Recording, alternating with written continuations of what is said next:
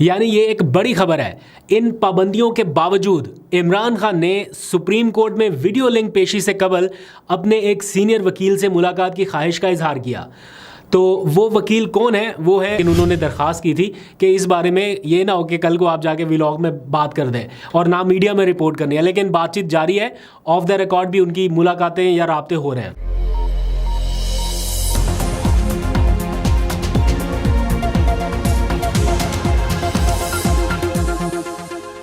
बिस्मिल्लाहिर्रहमानिर्रहीम, अस्सलाम वालेकुम। पाकिस्तान और दुनिया भर में देखने और सुनने वालों को अब्दुल कादिर का सलाम। अब सिर्फ चंद घंटे ही बाकी रह गए हैं।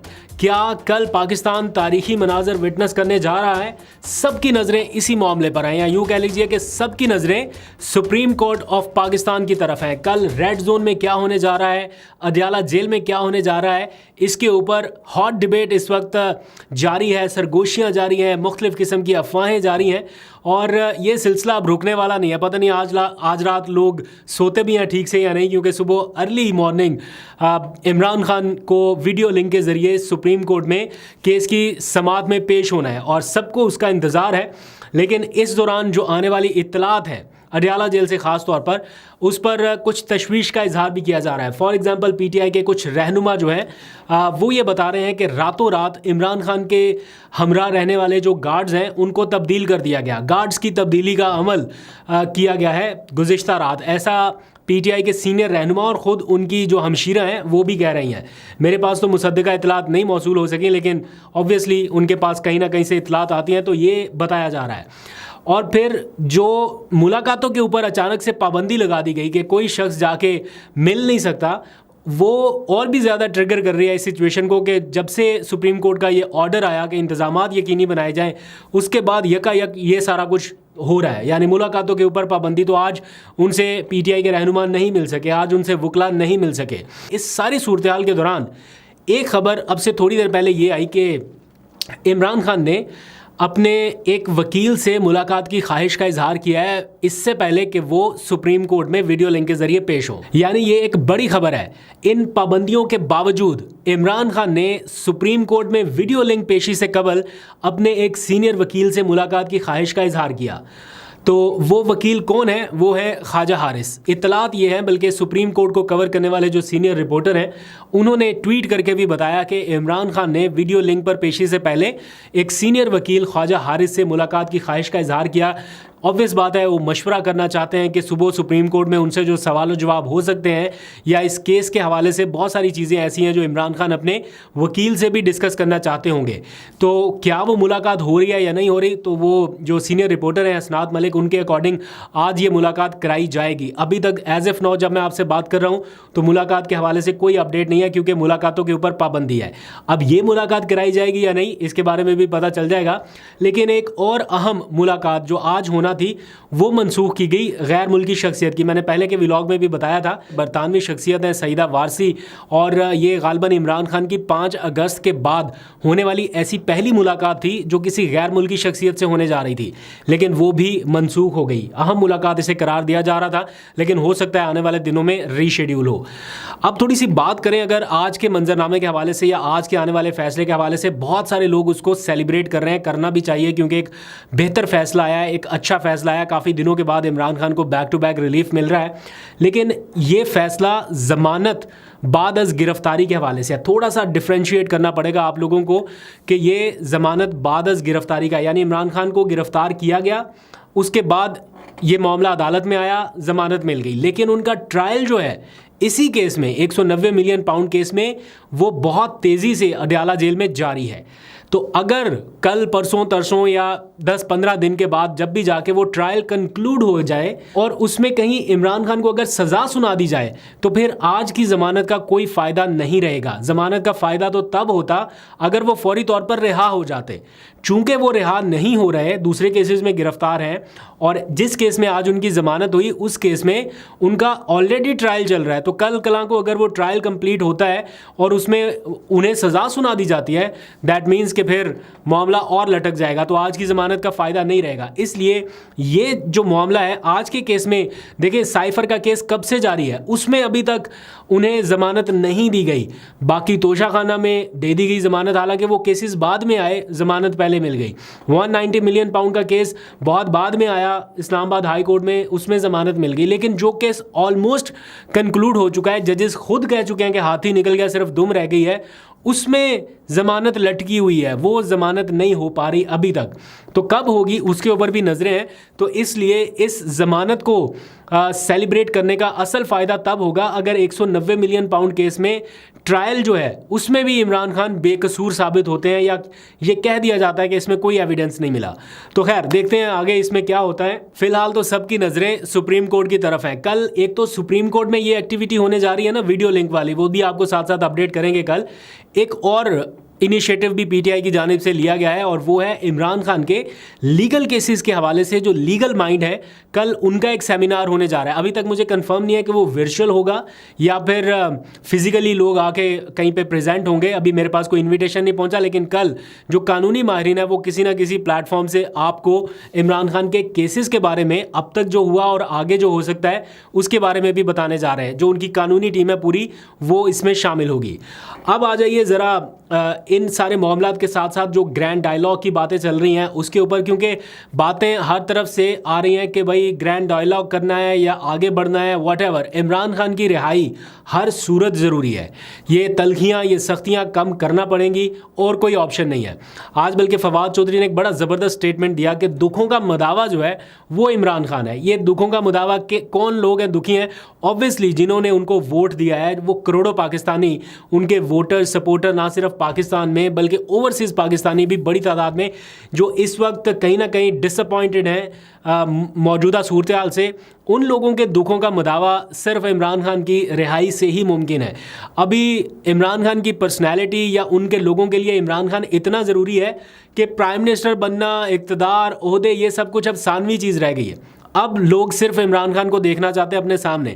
उनके लिए मेरा ख्याल है ये इमरान खान के प्राइम मिनिस्टर बनने से, इलेक्शन जीतने से भी ज़्यादा इंपॉर्टेंट चीज़ होगी। तो इसलिए ये कहा जा रहा है कि दुखों का मदावा इमरान खान है। तो उसके लिए ग्रैंड डायलॉग की बातें हो रही हैं।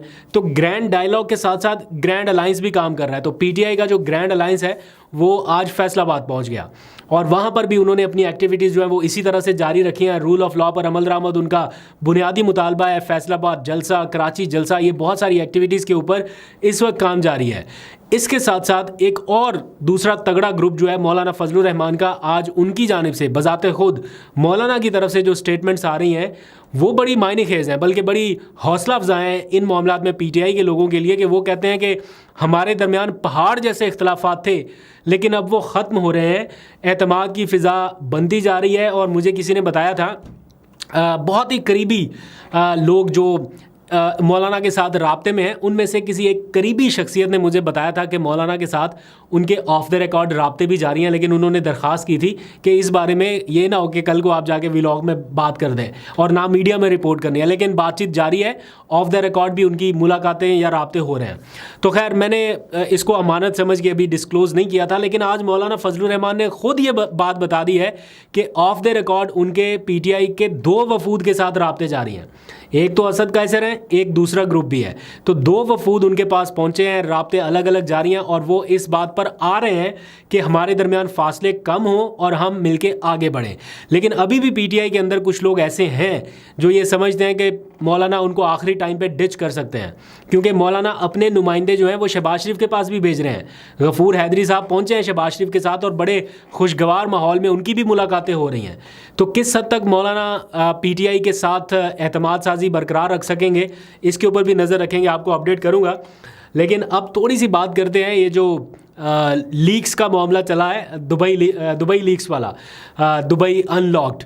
तो देखें ना, कितनी बदकिस्मती की बात है कि 1 अरब डॉलर के लिए हमारे मुल्क के साथ क्या होता है। मतलब यूँ समझ लें कि हुक्मरान आके खुद कहते हैं कि नाक की लकीरें निकलवा दी IMF ने 1 अरब डॉलर के लिए, और यहाँ पे 12-13 अरब डॉलर की जायदादें पाकिस्तानियों ने बाहर रखी हैं। और इससे भी जो ज़्यादा अफसोसनाक बात है वो ये कि यही हुक्मरान तबका है जो कहता है कि पाकिस्तान में इन्वेस्टमेंट करो, पाकिस्तान में सरमायाकारी करो, लेकिन ख़ुद इसी हुक्मरान तबके ने अपने एसेट्स मुल्क से बाहर रखे हैं और फिर उसकी जस्टिफिकेशन भी दे रहे हैं।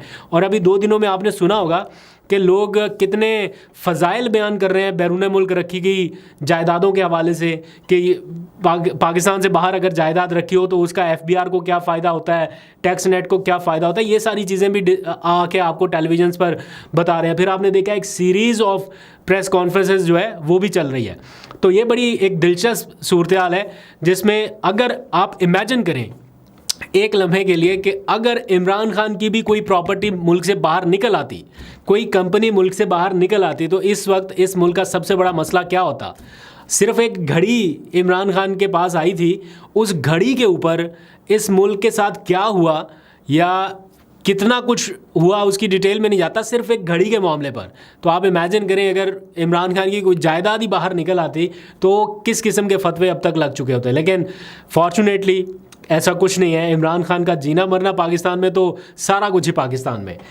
तो एक इसी ये जो सीरीज़ चल रही है PTI के लिए, एक अच्छा माहौल, अच्छी खबरें, सारा कुछ चल रहा है। इसमें एक और अच्छी खबर अदलिया के मामले से आई। ऐसा लग रहा है कि अदलिया खड़ी हो रही है आहिस्ता आहिस्ता, या खड़ी हो चुकी है का तो मैं अभी नहीं कहता, लेकिन बहुत मुख्तलिफ माहौल नज़र आ रहा है। तो आज का जो डिसीजन है, PTI की छीनी गई नशिस्त जो है वो PTI को वापस मिल गई। यानी मुस्लिम लीग नून के जो पंजाब असम्बली के उम्मीदवार थे वो लाहौर हाई कोर्ट में उनका केस था, तो वो अदालत ने आज कलअदम करार दे दी उनकी जीती हुई नशिस्त को और वापस दे दिया PTI को। तो PTI का 1 नंबर जो है वो पंजाब असम्बली में बढ़ गया। तो मैंडेट की वापसी ये कतरा कतरा करके ही हो रही है।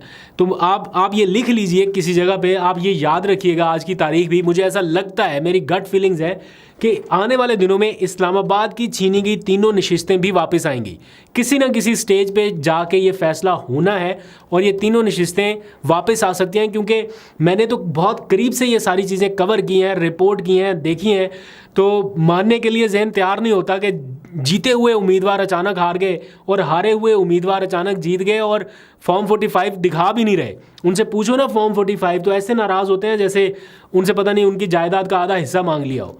इस किस्म की सिचुएशन है। तो लेट्स सी कि वो अदालत में किस किस्म के दस्तावेज़ात देते हैं, क्योंकि अदालत ने उनको कह रखा है, कोई तारीख मेरे ख्याल मुकर्रर है, आने वाले दिनों में 28 मई है या शायद 25 मई है।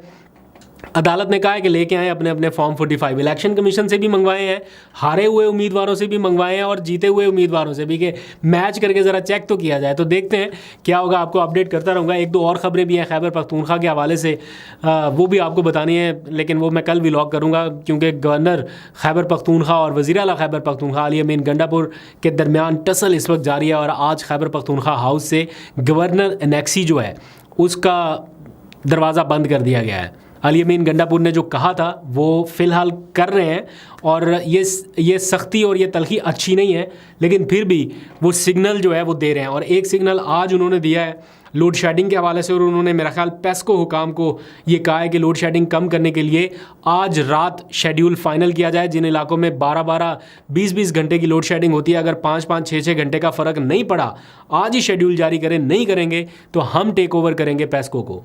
तो ये बड़ी ख़तरनाक बातें हो रही हैं। लेट्स सी ये इंतज़ामी मामलात में खैबर पख्तूनख्वा हुकूमत क्या करती है, अली अमीन गंडापुर क्या करते हैं। लेकिन बड़ी टफ़ गेम इस वक्त जारी है। ऐसा लग रहा है कि जो कश्तियाँ हैं वो जला दी गई हैं और अब मुज़ाहमत नज़र आ रही है अनटिल इमरान खान रिलीज़ नहीं हो जाते।